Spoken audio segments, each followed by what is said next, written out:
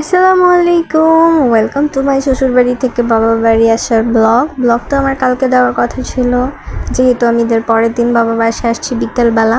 তবে আমি খুব বেশি অসুস্থ ছিলাম, যার কারণে যেখানে আমার আসার কথা ছিল সকালবেলা সেখানে আমি এসেছিলাম বিকেলবেলা।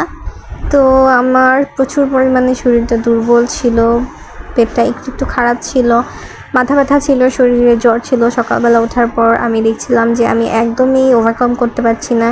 আমি মেডিসিন খেয়ে ঘুমিয়ে পড়লাম। ঘুমিয়ে পড়ার পরে আমি আস্তে আস্তে রেডি হয়ে দেন আমি বাচ্চাদেরকে রেডি করে বাবার বাসায় চলে আসি। বাবার বাসায় চলে আসার পরে বিকেলবেলা আমি একটু বেরিয়েছিলাম।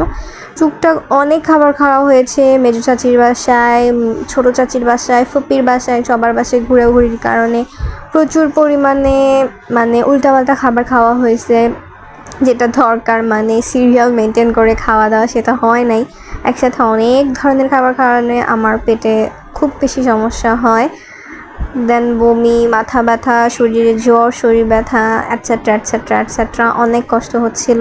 ইভেন এখনও পর্যন্ত, আজকে ঈদের দ্বিতীয় দিন, তো এখনও পর্যন্ত আমি অনেকটাই অসুস্থ। সবাই দোয়া করবেন যাতে খুব তাড়াতাড়ি সুস্থতা দান করেন আল্লাহ।